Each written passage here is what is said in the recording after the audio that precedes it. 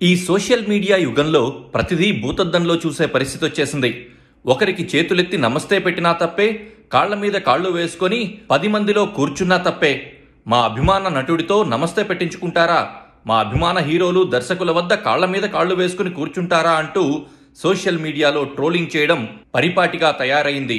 తాజాగా తెలంగాణ సీఎం రేవంత్ రెడ్డి టాలీవుడ్లోని కొంతమంది ప్రముఖులతో చిత్ర పరిశ్రమ ఎదుర్కొంటున్న సమస్యలు, సవాళ్లను ఎలా అధిగమించాలనే విషయంపై తన నివాసంలో ఏర్పాటు చేసిన సమావేశంలో టాలీవుడ్ పెద్దల వద్ద కాళ్ల మీద కాళ్లు వేసుకుని కూర్చున్నారని, ఇప్పుడు మీకు అవమానం జరగలేదా, గతంలో జగన్కు మెగాస్టార్ చిరంజీవి నమస్తే పెట్టినప్పుడే పెద్ద రచ్చ చేసిన వారికి ఇవి కనపడలేదా అంటూ వైసీపీ సోషల్ మీడియా సినిమా పెద్దలను పెద్ద ఎత్తున ట్రోలింగ్ మొదలుపెట్టింది.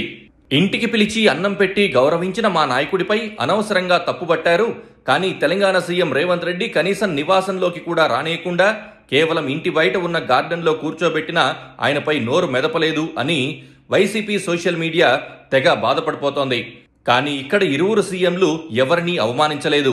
కేవలం రాజకీయ లబ్ధి కోసం వ్యతిరేక పార్టీలు తమకు కావలసిన ఫోటోలు తీసుకొని తమకు కావలసిన విధంగా సోషల్ మీడియాలో తప్పుపడుతున్నాయి. గతంలో జగన్ చిరంజీవి ఇష్యూ అయినా, రేవంత్ రెడ్డి టాలీవుడ్ పెద్దల మీటింగ్ అయినా కేవలం రాజకీయ ప్రయోజనాల కోసమే సమావేశాలను తప్పుపడుతున్నారు. తెలంగాణలో సీఎంగా రేవంత్ రెడ్డి వచ్చినప్పటి నుంచి పలుసార్లు టాలీవుడ్ పెద్దలు సమావేశం అవుతూనే ఉన్నారు. మరోవైపు ఏపీ సీఎంగా చంద్రబాబు నాయుడు 1.5 పాలన చేసినా ఇంతవరకు సినిమా పెద్దలతో ఇలాంటి సమావేశాలు జరగలేదు. కేవలం డిప్యూటీ సీఎం మంత్రులతో అప్పుడప్పుడు సమావేశమవుతూ తమ సమస్యలు వినిపిస్తున్నారు. బహుశా సినిమా పెద్దలతో సమావేశం అంటే సోషల్ మీడియాలో వచ్చే తప్పుడు వార్తలలో మనమెందుకు భాగం కావాలి అని చంద్రబాబు వీరితో భేటీకి దూరంగా ఉంటున్నట్లు కనిపిస్తోంది. ఏది ఏమైనా ఈ సోషల్ మీడియా యుగంలో తప్పు పట్టడానికి తప్పే చేయవలసిన అవసరం కూడా లేకుండా పోతోంది.